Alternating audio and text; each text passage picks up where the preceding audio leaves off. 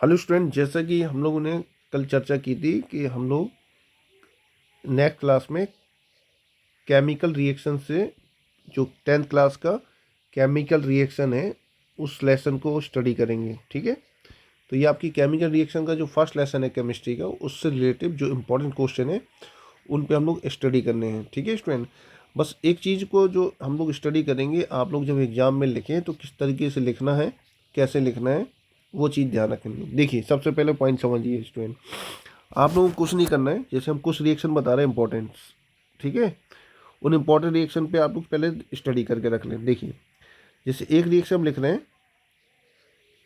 Na2CO3 plus BaCl2 reaction. ठीक है, अब देखिए BaSO4 प्लस 2NaCl। ठीक है, ये रिएक्शन लिख दी हमने। अब स्टूडेंट ये ध्यान रखना है कि जैसे अब कई लोगों को ये रिएक्शन समझ में नहीं आ रही होगी, ठीक है ना, तो अगर रिएक्शन जिन लोगों को समझ में नहीं आ रही है तो देखिए, आप लोगों को कुछ नहीं करना है इस रिएक्शन को समझने के लिए। ये आपको Na2CO3 दिख रहा है, इसको अगर हम ब्रेक करें, क्योंकि कल पिछली वीडियो बताया था दो पार्ट होते हैं, एक प्लस एक माइनस। इसको हम देखें तो अगर हम Na2CO3 को तोड़ें तो 2 मोल Na प्लस, ठीक है, और CO3 -2, इस तरीके से टूटेगा, क्योंकि जितना प्लस उतना माइनस। हम चाहें तो इसको ऐसे भी लिख सकते हैं, सब जानते हैं। अगर हम चाहें तो इसको सोडियम को 2 टाइम्स लिख सकते हैं, यानी 2 बार सोडियम है वहाँ पर। देखिए 2 बार सोडियम है ना यहाँ पर, तो 2 बार सोडियम लिख लिया हम लोगों ने। ओके, और 1 बार CO3, ये CO3 लिख लिया। अगर हम इसको तोड़ें, अब देखिए कई स्टूडेंटों को ये पता ही नहीं होगा कि BaCl2 में बी ए कितना बनाता है, मत पता रहने दो। इसमें आपको क्या है, Cl देखना है। तो बी ए देखिए, आपका बी ए कितनी बार है, आपका बी ए आपका 1 बार है, तो बी ए आप 1 बार लिख दो। Cl कितनी बार है, 2 बार, तो Cl आप 2 बार लिख लो। ठीक है, अब ये पता होना चाहिए कि Cl पे जो चार्ज होता है वो -1 होता है। ठीक है, तो हमें अपने आप पता चल जाएगा कि इस पर कितना चार्ज होगा, +2, क्योंकि जितना प्लस उतना माइनस। ठीक, अब इन दोनों को हमने लोगों ने क्या किया, इन दोनों को हमने ब्रेक कर लिया। अब साफ दिख रहा होगा, जो इसका प्लस होगा, यानी जो इसका प्लस होगा वो इसके माइनस को जाके क्या करेगा, 1 सेकेंड, CO3 यहाँ पर हमें चेंज करना पड़ेगा। यहाँ पर ये जो लिखा है, यहाँ पर एक्चुअली में क्या है आपका, यहाँ पर आपका है SO4। ठीक है, तो फिर यहाँ पर भी हम लोग क्या, कुछ नहीं करना है, बस यहाँ पर भी क्या कर लेते हैं, यहाँ पर भी हम लोग क्या ले लेते हैं, SO4 ले लेते हैं। अब जितना देखो, अब जितना इसका प्लस है, इसका प्लस और इसका माइनस, इन दोनों को कंबाइन कर दें, अगर हम इसको और इसको कंबाइन कर दें तो आपका क्या बन जाएगा, आपका बन जाएगा BaSO4 और Na प्लस और इसका Cl माइनस मिलकर क्या बना लेगा, आपका NaCl। और एक बार और Na है, एक बार और Cl है, तो आपका क्या बन जाएगा, 2NaCl। तो रिएक्शन आपसे तभी बनेगी जब आप लोग किसी भी रिएक्शन को प्लस माइनस तोड़कर देखें। ठीक है स्टूडेंट, एक रिएक्शन और देख लीजिए, अगर समझ में नहीं आ रही। देखो कुछ नहीं करना है, कोई भी रिएक्शन अगर आपको करानी है तो उस रिएक्शन में आप लोगों को क्या करना है कि चेक करना है कि जैसे एग्जांपल के तौर पर एक रिएक्शन और है जो इम्पोर्टेंट रिएक्शन मानी जाती है। ठीक है ना, इसी अभी ये रिएक्शन देखते चलना, ये सारी रिएक्शन जो कराई जा रही हैं वो सारी रिएक्शन क्या है, इंपॉर्टेंट रिएक्शनों में आती हैं। ठीक है स्टूडेंट, जैसे एक रिएक्शन ये है आपका, जैसे Zn, ठीक है, Zn प्लस AgNO3। ठीक है स्टूडेंट, एक रिएक्शन ये है। अब मान लो आप लोगों को ये रिएक्शन बन नहीं रही है, क्या करना है, तो कुछ नहीं, कोई दिक्कत नहीं, बनने दो, इसमें आपको कुछ दिक्कत नहीं है। अब आप क्या करो, आपको इसके बारे में जानकारी नहीं है, मत रहने दो, आप लोग इस पे आ जाएं। हमने पिछली वीडियो में आप लोगों को बताया था, पिछली वीडियो में हम लोगों ने चर्चा की थी कि अब हमें तो ये पता नहीं है कि यहाँ पर क्या बनना है, मान लो, तो हम लोग यहाँ से लाइन खींच लेते हैं, यहाँ बाद में प्रोडक्ट बनाएंगे। हम लोग क्या करेंगे, पहले इसको AgNO3 को इसको ब्रेक करेंगे यहाँ से, तो हमें पता चल जाएगा दो टुकड़े मिलेंगे, एक Ag मिलेगा और एक मिलेगा NO3। ठीक, अब हमें पता है कि NO3, क्योंकि पीछे पीछे हम लोग स्टडी कर चुके हैं कि NO3 जो होता है वो -1 होता है, और जो Ag होता है अपने आप पता चल जाएगा कि कितना होता है, +1। ठीक है स्टूडेंट, अब बात आएगी जेड की। जेड तो हमें पता ही नहीं है क्योंकि अकेला मेटल है, वो कितना बनाएगा, प्लस बनाएगा माइनस बनाएगा। तो ये याद रखो, ये आपका मेटल है। क्या है आपकी मेटल, और मेटल जो होती है वो ऑलवेज क्या बनाती है, प्लस बनाती है, ये बात भी पता है। अब लेकिन कंफर्म ये नहीं हो रहा मान लो कई स्टूडेंटों को कि मेटल जो होगी वो +1 बनाएगी कि +2 बनाएगी कि +3 बनाएगी, ये तो पता ही नहीं है मान लो। तो स्टूडेंट आपको सिर्फ इतना सा ये देखना है कि जेड का कोई कंपाउंड याद है, तो कई स्टूडेंट को याद आ जाएगा ZnSO4। हाँ सर ZnSO4 हमें याद आ गया। अब ZnSO4 आपको याद आ गया तो आप ये देखो कि इसमें जो SO4 है वो आपका -2 बनाता है। तो इससे पता चल जाएगा कि जिंक जो होता होगा वो +2 बनाएगा।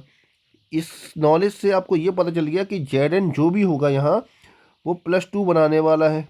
कितना बनाने वाला है, +2। क्या बनाने वाला है, +2 बनाने वाला है। अब +2 जब बना रहा है ये वाला कंपाउंड, तो ये तो माइनस वाले से कनेक्ट करेगा, इस वाले माइनस वाले से।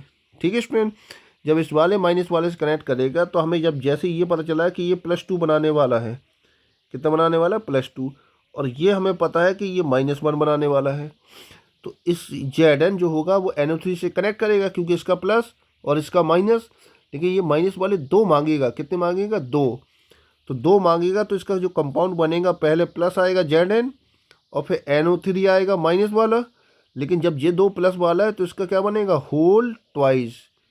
ओके स्टूडेंट, और जब इसका होल ट्वाइस बनेगा तो NO3 हमें कितने, 2 मोल चाहिए होंगे, तो आगे कितना मोल लगाएंगे हम, 2 मोल्स। 2 मोल्स लगा देंगे तो NO3 2 मोल्स मिल जाएगा हमें। अब बचेगा कितना, Ag, और कितने मोल बचेगा Ag, 2 मोल। तो 2 मोल Ag यहाँ पर हम प्रोडक्ट बना देंगे, तो ये रिएक्शन कंप्लीट हो जाएगी। ओके स्टूडेंट, तो ये दूसरी रिएक्शन थी जो इसको हम लोग कंप्लीट करना था। ठीक है स्टूडेंट्स, तो इस तरीके से रिएक्शन को अगर आप बैलेंस करेंगे, प्लस माइनस करके करेंगे, तो रिएक्शन आसानी से हो जाएगी। तो आप लोगों ने अभी तक जो रिएक्शन देखी है उसमें 2 रिएक्शनों पे हम लोगों ने आराम से चर्चा कंप्लीट कर ली है। ओके स्टूडेंट, यहाँ तक कोई दिक्कत, कोई रिएक्शन में समझ में ना आ रहा हो या कोई डाउट आ रहा हो तो आप लोग पूछ सकते हैं। एक रिएक्शन और देख लीजिए जो समझने वाली। अब एक रिएक्शन है आपकी, देखिए जितनी रिएक्शन पढ़ा रहे हैं अभी हम लोग फिर से इस पर डिस्कशन करेंगे। बस ये याद है कि अभी हम ये बता रहे हैं कि ये रिएक्शन करनी कैसी है, कहाँ पर देखना है, कौन सी चीज़ों को आप लोगों को देखना है।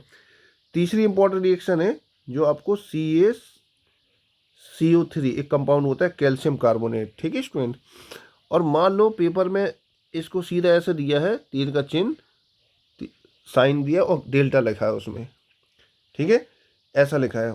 या फिर मान लो Ag लिखा है, Cl लिखा है और ऊपर लिखा है सनलाइट लिखा है, मान लो क्या लिखा है, सनलाइट लिखा है। ठीक है स्टूडेंट, या फिर मान लो H2O लिखा है और ऊपर लिखा है इलेक्ट्रोलाइट, इसमें लिखा है इलेक्ट्रिसिटी लिखा है। ठीक है स्टूडेंट, तो सिर्फ देखो ये तीनों के तीनों जो पॉइंट आपको दिख रहे होंगे, हीट करना, सनलाइट देना, इलेक्ट्रिसिटी देना, ये तीनों रिएक्शनों में क्या होता है, ये कंपोनेंट जो होगा ना, जिस कंपोनेंट जिससे मिलकर बना होगा उस कंपोनेंट में टूट जाएगा। तो आपको इतना बार पता होना चाहिए जो CO3 होगा वो कन्वर्ट होता है। देखो CO3 कहाँ कहाँ तक जा सकता है, या तो CO3 -2 होता है, या फिर CO2 होता है, या फिर CO होता है। ये 3 रूप के अलावा और कोई रूप नहीं आते हैं। अभी इस समय कितने पॉइंट पर है, CO3 में। जब इसको हीट करेंगे तो ये किस में कन्वर्ट होगा, CO2 में कन्वर्ट होगा। अब CO2 में जब ये कन्वर्ट हो गया तो यहाँ एक और रह जाएगा, एक और रह जाएगा आपका। तो यहाँ पर दूसरा प्रोडक्ट क्या बनेगा, CaO, कैल्शियम ऑक्साइड। क्या बनेगा, कैल्शियम ऑक्साइड। अब ये सनलाइट है, सनलाइट जब सनलाइट का वर्क दिखा रहे हैं तो सबको पता है ये तो मेटल है, और ये क्लोराइड है। तो क्लोराइड तो Cl2 के रूप में निकलेगा क्योंकि सिंगल Cl तो निकल नहीं सकता है। और ये क्या है, मेटल, तो मेटल तो सिंगल निकलती है, Ag। अब बैलेंस करने के लिए कितना Cl लगेगा, 2 Cl लगेगा, तो आगे कितना मोल लगाना पड़ेगा, 2 मोल्स। 2 मोल लगाने पर Cl2 वेरीफाई हो जाएगा, लेकिन ये बैलेंस नहीं हो रहा तो यहाँ कितना लगा देंगे, 2 लगा देंगे। इसके बाद H2O में देखो हाइड्रोजन भी गैस रूप में निकल सकती है और ऑक्सीजन भी गैस रूप में निकल सकती है। तो यहाँ कुछ नहीं करना है, H2 निकाल देना है और O2 निकाल देना है। अब पॉइंट ये फंसेगा यहाँ पर कि यहाँ पर O2 गैस बन जाएगी। अब पॉइंट ये बैलेंस तो है नहीं है भाई, तो बैलेंस के लिए ऑक्सीजन कितने, ऑक्सीजन यहाँ पर जो लग रहे हैं, ऑक्सीजन हमारे 2 मोल्स खर्च हो रहे हैं। कितने मोल्स खर्च हो रहे हैं, 2 मोल्स। तो आगे कितना मोल लगाएंगे, 2 मोल्स। 2 मोल लगाते ही हाइड्रोजन कितने हो जाएंगे आपके, 4 हो जाएंगे। तो आगे कितना मोल लगा देंगे, 2 मोल्स। तो इस तरीके से 3 रिएक्शन ये क्या हो जाएंगी, बैलेंस हो जाएंगी। तो अभी तक आपने स्टूडेंट कितनी टोटल रिएक्शन जो पढ़ी है, वो टोटल रिएक्शन कितनी पढ़ी है, 6 रिएक्शन टोटल पड़ी हुई है। Okay student. तो अब पॉइंट ये आएगा, मान लीजिए आपने टोटल रिएक्शन जो अभी स्टडी की, उन स्टडी में आप देख लीजिए कौन कौन सी रिएक्शन आपने स्टडी की है। ठीक है स्टूडेंट। तो उन स्टडी रिएक्शनों को चेक करें, अगर हम लोग उन सारी स्टडी रिएक्शन को चेक करें तो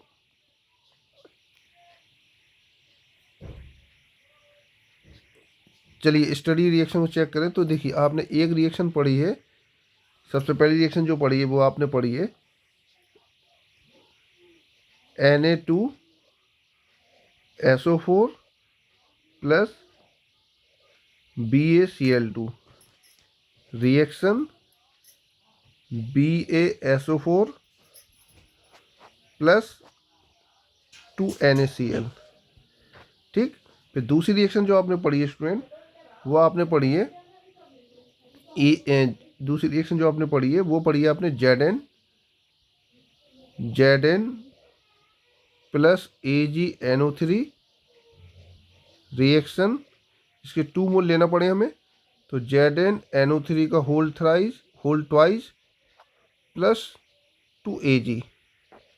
ठीक है। तीसरी रिएक्शन अभी आप लोगों ने पढ़ी है CaCO3 रिएक्शन डेल्टा, इसको गर्म किया था तो CaO प्लस CO2। ठीक। एक रिएक्शन आपने पढ़ी AgCl reaction Ag plus Cl2 और 2 मोल्स इसके, तो 2 मोल्स यहाँ पर निकला। अब देखिए आपको स्टूडेंट ये रिएक्शन जो आपने पढ़ी है, इन रिएक्शनों में आप लोगों को ये देखना है, इन रिएक्शनों में आपको ये देखना है कि इन रिएक्शन में आपको सिर्फ ये देखना है स्टूडेंट कि 1 सेकेंड,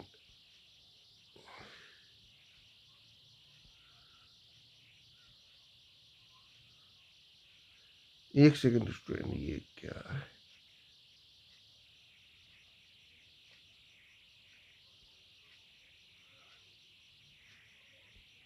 देखिए जो रिएक्शन आपने पढ़ी है तो आप लोगों को पता होना चाहिए स्टूडेंट कि ये जो रिएक्शन होती है, ये वाली रिएक्शन कौन सी है आपकी, Na2SO4 और ये वाली रिएक्शन, ये आपकी रिएक्शन प्रिसिपिटेशन, कौन सी रिएक्शन, प्रिसिपिटेशन रिएक्शन का एग्जाम्पल है।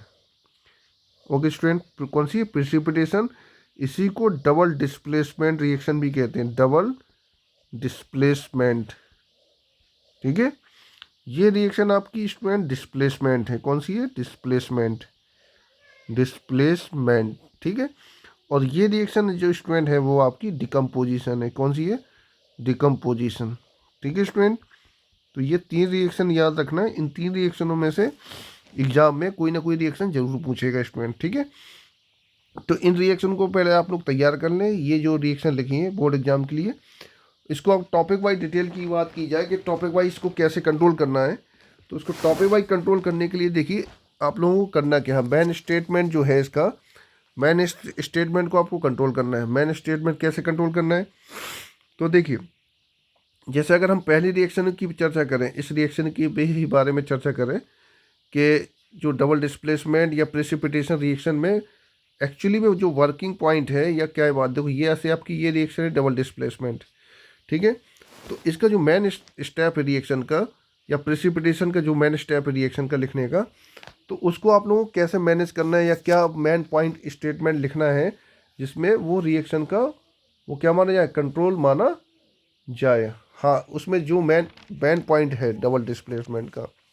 ठीक है ना। मैन, देखिए होता क्या, मैन डबल डिस्प्लेसमेंट जो मैन स्टेटमेंट है वो बात आपको याद रखनी होगी। देखो तो पहली पहचान क्या याद रखनी है, अगर आपको पेपर में वो डबल डिस्प्लेसमेंट पूछ ले, क्या पूछ ले, डबल डिस्प्लेसमेंट रिएक्शन पूछता है मान लो आपसे एग्जाम में, तो एक चीज़ याद रखना है, जो इस साइड लेना है वो सॉल्ट होना चाहिए, दोनों सॉल्ट होना चाहिए, ये दोनों क्या होना चाहिए, सॉल्ट, ये भी सॉल्ट होना चाहिए। ये बात ध्यान रखना है डबल डिस्प्लेसमेंट रिएक्शन में। और चाहे वो प्रेसिपिटेट पूछे, प्रेसिपिटेशन रिएक्शन पूछे, इन दोनों केस में ये दोनों क्या होना चाहिए, सॉल्ट होना चाहिए, ये बात ध्यान रखना है। ठीक है। ठीक, इसका जो मेन स्टेटमेंट है रिएक्शन का, वो मेन स्टेटमेंट याद रखना है, chemical reaction with exchange ion between, important क्या है इसमें, एक वर्ड याद रखना है, एक्सचेंज, एक्सचेंज, ठीक है, एक्सचेंज ऑफ आयन।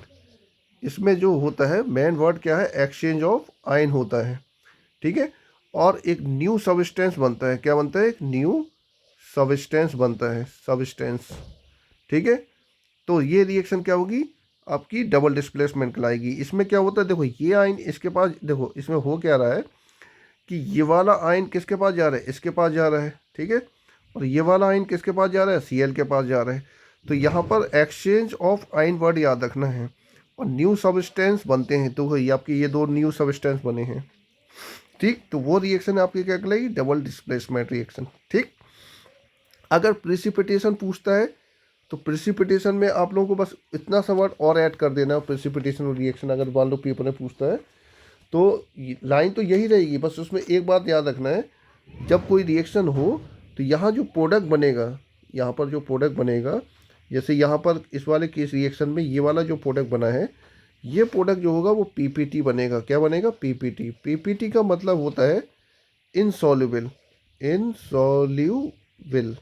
तो आपको जब पेपर में डबल डिस्प्लेसमेंट आए तो आपको स्टेटमेंट क्या देना है कि मतलब a reaction of a reaction exchange of ion and to form new substance, तो called double displacement. Exchange of ion word जरूर लिखना है एग्जाम में, और न्यू सब्सटेंस फॉर्म होते हैं। और अगर प्रिसिपिटेशन एग्जाम में आता तो एग्जाम्पल तो यही दे सकते हैं आप लोग, बट रिएक्शन जब लिखेंगे तो लिखना है ए reaction in which ends insoluble, insoluble solid, ठीक है। तो आपको याद रखना है ये वर्ड ऐड करना है प्रिसिपिटेशन में, ये बात जरूर बोलना है, ए reaction in which N insoluble solid is form in settle down is called precipitation reaction, ठीक है। तो आपका एक इनसॉल्युबल प्रोडक्ट बनता है तो वो प्रिसिपिटेशन रिएक्शन कहलाएगी। तो यही एग्जाम्पल आप इसमें भी लिख सकते हैं, यही एग्जाम्पल आप इसमें भी लिख सकते हैं। बस थोड़ा वर्डिंग का ध्यान रखना है कि वर्डिंग, ये वर्डिंग जो इस्तेमाल करनी है वो डबल डिस्प्लेसमेंट में इस्तेमाल करनी है, इनसॉल्युबल वर्ड और ऐड करके जो करना है वो प्रेसिपिटेशन में लिखना है। ओके स्टूडेंट, तो फिर नेक्स्ट में देखते हैं, नेक्स्ट वीडियो में, आज तो नेक्स्ट वीडियो देखेंगे, उसमें अगली रिएक्शन पे चर्चा करेंगे। ओके स्टूडेंट, तो कमेंट, जो प्रॉब्लम आए उसको कमेंट बॉक्स में ज़रूर बताइएगा।